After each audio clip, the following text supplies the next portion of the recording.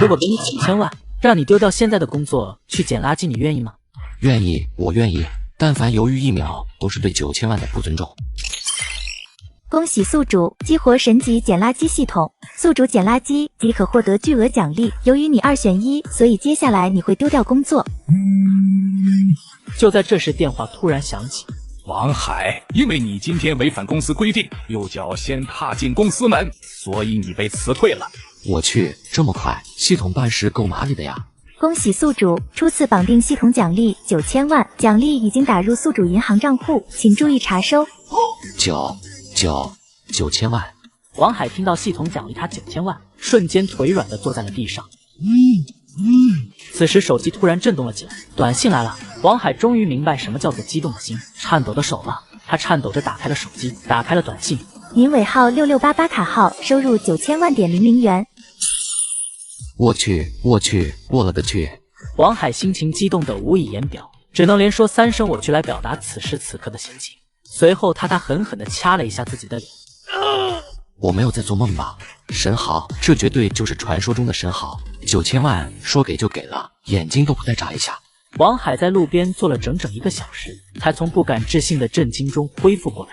从明天起，做一个幸福的人，喂马、劈柴，周游世界。从明天起，关心粮食和蔬菜，不用关心房价、车价和女人。从明天起，我的世界里只有神好生活。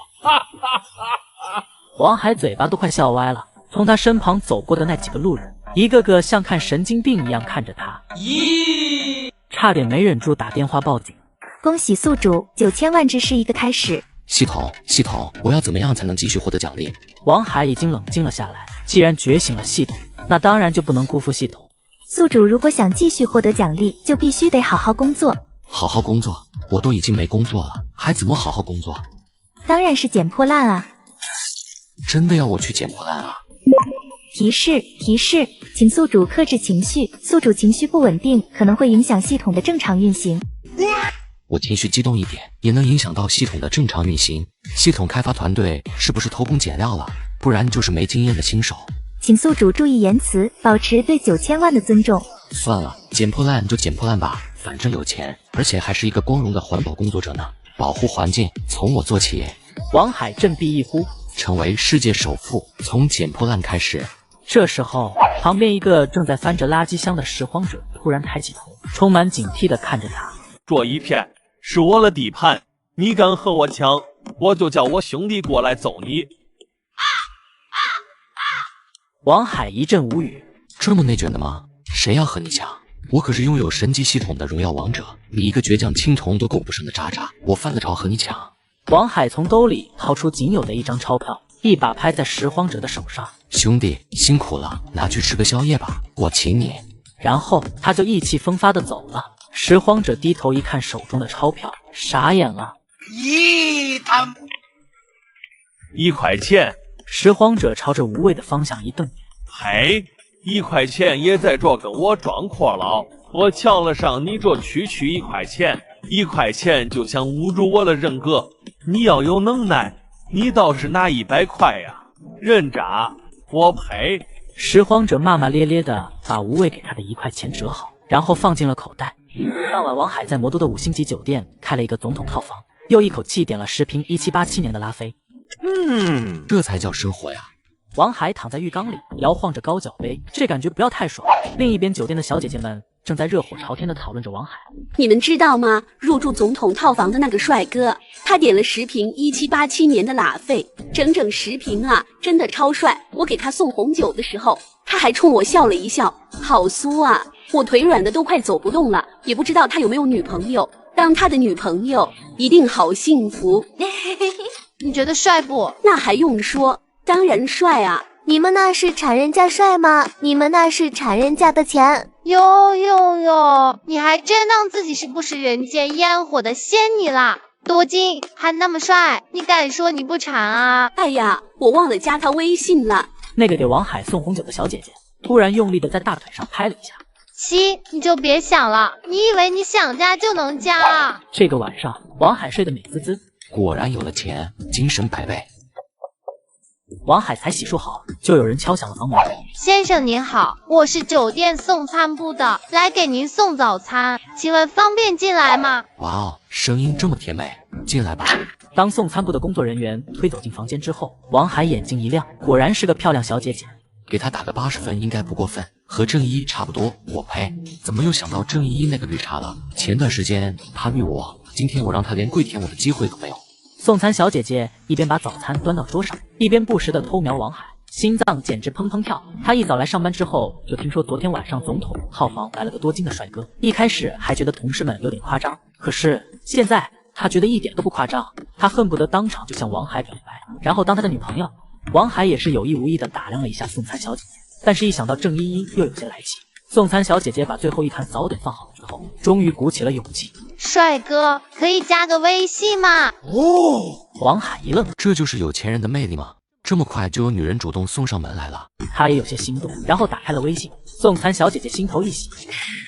然而，王海打开了微信之后，又突然想到，我可是神豪，一个80分的小姐姐就想诱惑我。于是他赶紧随便点开一个好友发了一条语音：我等下过去找你。王海发完了信息之后，才笑着对他说：不好意思，小姐姐，我现在还不想谈恋爱，只想一心搞事业。送餐小姐姐瞬间一阵失落，然后失魂落魄地推着餐车走出了王海的房间。这时候手机响了一下，微信上有人回了他的消息。王海打开微信一看，脸色一变，他刚刚竟然不小心给郑依依发了消息。郑依依毫不留情地给他回了一个字：滚。王海笑了，我就手滑一下，你还嘚瑟的以为我想给你当舔狗。他毫不留情地删除了郑依依的好友。7年，去你的7年！我未来所有的7年都不会再和你有半点关系。吃完了早餐之后，王海来到了酒店前台。你好，退房。前台小姐姐眼睛一眨不眨地看着他。你好，退房。王海只好无奈地敲了敲柜台，又说了一句：啊，哦。给王海办理好了退房手续之后，前台小姐姐红着脸，有些不好意思地问他：帅哥，我好像有一封信落在你那里了，你能帮我找找吗？有吗？王海在身上找了找，也没有找到信，心想他不会是想讹我吧？前台小姐姐又红着脸把她的手机放到王海的面前。我的微信落在你那里了，你可以帮我加回来吗？王海怎么也没想到自己竟然会有被小姐姐用土味情话聊的一天。不过这个小姐姐好像是比之前送餐的那个小姐姐漂亮，85分吧，要不加一下？还是算了，神豪只要90分以上的小姐姐。想到这，王海笑着对前台小姐姐微微摇了摇头。不了，我忙着搞事业，真没时间谈恋爱。小姐姐，你可以给我一个塑料袋吗？我要拿去搞事业。搞事业？前台懵了，一个塑料袋怎么搞事业？就是捡破烂。前台彻底蒙圈。王海拿着塑料袋，在一双双仿佛见鬼的眼神中，心满意足地走出了酒店。昨天就捡了个矿泉水瓶，就到手9000万，今天多捡几个那不得好几亿。王海嘿嘿嘿地笑了起来。搞事业，搞钱，可是去哪捡好呢？有了，去人民广场，那里人多。你敢信吗？眼前这个小伙辞去年薪100万的工作，只为捡破烂。宿主捡到一个矿泉水瓶，奖励1万元。系统是不是出错了？怎么才1万元？昨天明明给了9000万，能不能别这么小气，多给几千万啊？提示，系统奖励发放正常，并未出现 bug。我又没说你不正常，你提示个毛线？不过这系统好像不行啊，奖励好像也少了那么一点点，不就是几千万而已吗？这点奖励我都没放在眼里，好吧？这都不给我。王海觉得自己很委屈。系统，那怎样才能获得高奖励？请宿主好好捡破烂。好好捡破烂。算了，为了搞钱，我拼了。王海来到了一个垃圾箱旁边，毕竟是第一次捡破烂，到底还是有那么一点放不开。他看了看左右无人，才从走到垃圾箱旁边。咦，这是玩具车模型啊，可惜不能玩了。恭喜宿主首次触发特殊奖励，奖励顶级超跑科尼赛克1一辆，钥匙已放入宿主口袋，车已经停在广场地下车库。我去。海在口袋里一摸，果然摸出了车钥匙。他没有听过科尼赛克，于是他掏出手机一搜索，看完了报价之后，差一点激动到崩溃。我去，1亿，价值1个亿的顶级超跑就这样到手了。我是谁？我在哪？这时候突然有一个3分戏谑7分鄙视的声音从他背后传了过来。哟，这不是王海吗？老同学，你在这干嘛呢？王海回头一看，说话的人是他的大学同学李小天，和他一直是死对头。那时候李小天也喜欢郑依依，可是郑依依偏偏喜欢的是王海，当时还是郑依依倒追王海呢。李小天，你怎么在这里？也没什么，就是闲着没事，陪女朋友出来逛逛，没想到竟然会碰到老同学。啊，怎么，郑依依没和你在一起？他干嘛和我在一起？我和他已经分手了。李小天听了心里很高兴，可是却假惺惺地安慰道：没事，天涯何处无芳草，这儿没有那找。对了，我刚看你在这个垃圾箱里翻来翻去，是不是不小心丢了什么东西？李小天看了看王海手上的塑料袋，心里冷笑了起来。哼，真是废物加垃圾，竟然沦落到捡破烂。没丢东西啊，我就是在捡破烂而已。王海也知道李小天肯定是想对自己冷嘲热讽，但是手里有了钱，他却一点也不在意。嘲笑老同学，我不是嘲笑你，我真不是嘲笑你。捡破烂也是一份职业吗？360行，行行出状元，说不定老同学捡破烂还能捡成一个首富呢。我也觉得。抱歉，老同学，我不是笑你，我就是有点忍不住。王海淡然一笑，老同学，你要是实在遇到了什么困难，你就说，也别不好意思，能帮的我一定帮。不用，管好你自己就好了。王海啊，王海，没想到你都沦落到这一步了，还在这跟我装。那行，老同学，你先好好捡破烂，我女朋友叫我了，我就先走了。你要有困难记得一定要和我说呀。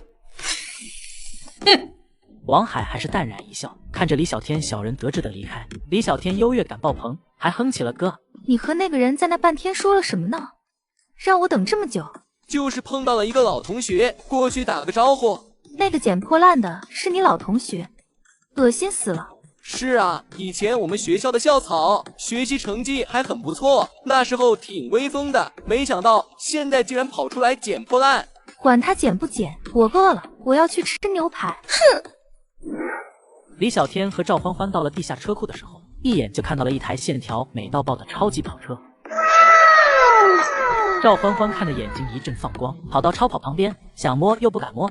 啊，这台超跑也太好看了吧！要是能够坐在副驾绕魔都兜风一圈，我就是死也值了。他幻想完了之后，又埋怨起了李小天。别人买车，你也买车，怎么别人买超跑，你就买一辆破福特？这个是科尼赛克1，一个亿啊！你让我怎么买得起？哼！他还没来得及哄有些生气的赵欢欢，王海突然出现在了他们身后。耶，李小天，你在这干嘛？麻烦让一让。老同学，你不去捡破烂，来这凑什么热闹？你看到这辆车没？这可是我新买的超跑，蹭花了你一辈子也赔不起。李小天一看到王海，忍不住就把王海当做了出气筒，想要狠狠地踩一踩王海。这车你的？是啊，怎么了？羡慕啊？羡慕也没用，你这辈子都买不起。你确定是你的？当然是我的，不然还能是你的呀？你说的没错，还真是我的。王海，你要笑死我吗？哈哈哈，你的。你也不撒泡尿照照你自己是什么德行？你知道这辆车多少钱吗？知道啊，1个亿。知道1个亿，你还敢吹这台顶级超跑是你的？王海，你还要不要脸了？一个臭捡破烂的也好意思说这台超跑是你的？真是我的。李小天一屁股坐在科尼赛克的车头上。王海，你行了呀，就算羡慕我，也不用老说我的车是你的吧？蹭花了你赔得起不？李小天顿时被吓得跳了起来。我去，一不小心撞过头了。他又急忙回头看了一眼，发现没有蹭花，这才松了一口气。我去，露馅了。李小天尴尬的脸上的肉一抖一抖。王海也懒得再和李小天多说废话，直接拿出钥匙一按，车灯闪了闪，然后推开李小天，一屁股坐了进去。哇哦！我去，这辆超跑还真是王海这个捡破烂的。王海随意的挥了挥手，回见。然后科尼赛克的发动机扬长而去。李小天看傻了，赵欢欢一巴掌扇在了他的脸上。你不是说他是捡破烂的吗？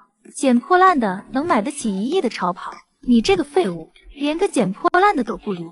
哼，今天这饭老娘不吃了。宝贝，宝贝，你听我说，他真是捡破烂的，那辆超跑一定不是他的，是他租来装13的。一定是这样，难怪他会穷的跑去捡破烂，原来钱都用来租车装13了。哼，我不管，我要去魔都最贵的西餐厅。李小天虽然心里一阵肉疼，但还是笑着哄着赵欢欢上了车。王海也就是没看到这一幕，让他看到了，绝对会佩服李小天。舔狗当到这份上，绝了！王海开车科尼赛克在魔都兜风，突然看到了一个高档别墅区。这么高档的别墅区，就算是破烂，也一定还值不少钱吧？不知道这次能不能捡到什么宝贝？漂亮姐姐，这袋垃圾可以给我不？这哪来的帅气小伙？要垃圾干嘛？小哥哥，你有没有兴趣靠脸吃饭？你每个月陪我1周，我每个月给你1万。王海想吐血了，我就捡个破烂，竟然还有漂亮少妇想要包养我，太狗血了吧？但是1万很多吗？完全没放在眼里好吗？姐姐，我是一个正经人，而且我很喜欢我现在的事业。你这意思是说我不是正经人了呗？哼！他哼了一声，转身就走了。就在这时，王海突然看到一群人围在一起叽叽喳喳，有些好奇地蹭了过去。那个能不能让一让？你一个臭捡破烂的，在这凑什么热闹？也不知道保安是干什么吃的，怎么就放一个捡垃圾的进来了？王海也不想解释了，他直接拿出了钥匙，按了按车灯，闪了闪。这什么年头啊，开豪车收破烂！王海一笑，就开车扬长而去。很快开车到了魔都时代广场，王海才走了几步，突然又听到一个声音在叫自己。王海。王海回头一看，是之前公司的一个女同事刘露，化妆80分，素颜65分。她刚到公司的时候还追过王海。刘露，好巧。听说你被炒鱿鱼了，怎么样？找到新工作了吗？找到了，捡破烂。什么啊？捡破烂？你再说一遍。我说我在捡破烂，这都听不见，你耳朵聋啊？这些女孩也是非常的势利，每天幻想着嫁入豪门，看到眼前捡破烂的王海，自然是兴趣全无。走吧，刘露，臭捡破烂的你也想搭理？于是刘露和闺蜜就离开了，可她们不知道自己错过的可是顶级神豪。王海随便找了一家快餐店，吃完了饭之后，在商场里闲逛了起来。走着走着，来到一家服装店的门口，王海提着一塑料袋的矿泉水瓶就要走进去，却被一个匆匆忙忙跑过来的导购小姐拦住了。对不起，我们这里是阿玛尼专卖店，捡破烂请到别的地方。我来买衣服。七，捡破烂的穷屌丝还想买阿玛尼啊！王海一把推开了他，走进了阿玛尼。王海随意翻了翻衬衫上的吊牌，我还以为真有多贵呢。喂，捡破烂的，你别摸了，弄脏了，你赔得起吗？王海伸手在那件雪白的衬衫上擦了起来，这样不脏了吧？你这个臭捡破烂的！这时候听到吵闹声的店长也赶了过来。孔丽，怎么回事？店长，这个捡破烂的穿一身地摊货进来，又买不起，还拿我们的衬衫擦手。店长一看，果然脏了。不过店长到底是店长，也不像孔丽这样的小导购一样狗眼看人低，只是微笑着和王海说起了话。这位先生，请问有什么可以帮您的？我就是想买衣服。那您是想买什么衣服呢？不过这件衬衫已经被您弄脏了，可能需要您照价赔偿。没事，我看过了，那件衬衫也没多贵。难道这个家伙是个暴发户？他已经在阿玛尼工作很多年了，看到过很多形形色色的人。有些人走进来的时候并不起眼，但是真的不缺钱。好的，您随便看看，看到喜欢的也可以试穿一下。店长究竟是店长，就冲你这态度，这个店的衣服我每个款式给我来一件。什么？我没听错吧？您刚才是说？对，你没有听错，全部来一件。哥可是神豪，再不高调都被这些小卡拉米看扁了。好的哥不好的神豪店。然后他掏出银行卡递给了店长。这余额竟然有几千万！店长情绪激动，竟然喊了出来。孔丽差点没吓傻，一个捡破烂的穷比银行卡余额几千万。店长看到余额之后直接懵了。不过不会神豪大佬要反悔吧？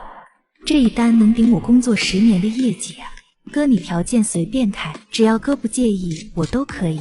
这是为了业绩要以身相许啊！咦，就你这样的我可看不上。我的意思是这个导购刚才可是冲撞了我。明白哥，稍等。孔丽，你去找财务结算工资吧。店长，不要啊，求求你再给我一次机会吧。我好不容易才到阿玛尼上班，还没找到有钱的男朋友啊。嚯，感情你到阿尼玛上班就是为了钓金龟婿？我说了，你可以去找财务结算工资了。对不起，王先生，我错了，对不起，求求你原谅我，你就原谅我这一次好不好？我什么都可以做。可惜啊，你一个80分不到的绿茶，我真没兴趣。我可是个正经人。保安，快把他轰出去！王海也解气了，走了。衣服我给你一个，地址你送过去就好了。王先生，到时候我会亲自送衣服上门为您服务。王海还真是有点怕了，真是没点数，就你们点姿色就想来诱惑我，我可是神豪，超级经得住诱惑。不过他很快又被打脸了。王海一走进电梯，见到电梯里的小姐姐的瞬间，眼睛立刻就闪闪发光。90分，妥妥的90分。王海掏出手机，打开微信二维码，直接伸到了她的面前。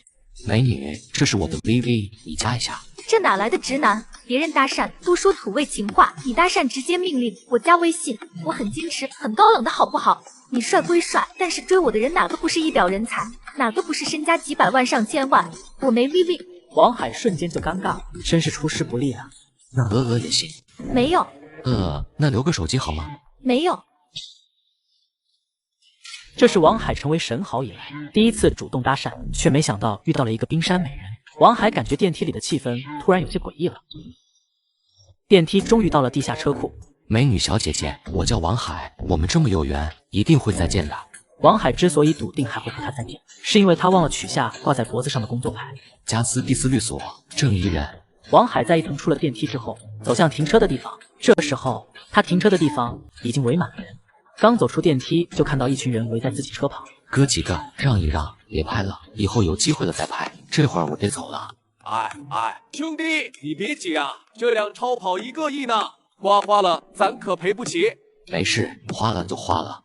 兄弟，你可能有几个小钱想嘚瑟一下，可是你知道这辆超跑多少钱吗？1个亿。我数学也不好，反正就是弄花了这车，你可能得倾家荡产才赔得起。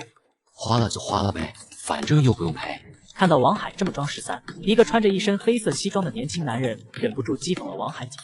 身为一个律师，我可以告诉你，花了别人的车水，故意损坏公司财物，数额小了也得让你进去蹲几天，数额大了那可就是犯罪，懂不？判刑的。哦，懂了，可我真不用赔啊。刘露和2个闺蜜逛完了，正准备打车回家，突然看到路边围满了人，也忍不住好奇的围了过来。咦，露露，那不是你到追过的那个男同事吗？就是刚刚在商场里捡破烂那个。王海这边也不想废话，直接拿出车钥匙。我去，车是你的，你就说啊！你不说，我怎么知道是你的？见过装的，没见过你这么不厚道地装13的。讥讽王海装13的律师脸都黑了。原来小丑竟是我自己啊！还在这给人家科普法律知识呢。刘露，你太过分了！明明是个富2代，你却说他是个捡破烂的，难怪你这么心高气傲，还要追他。就是，你自己追不到就算。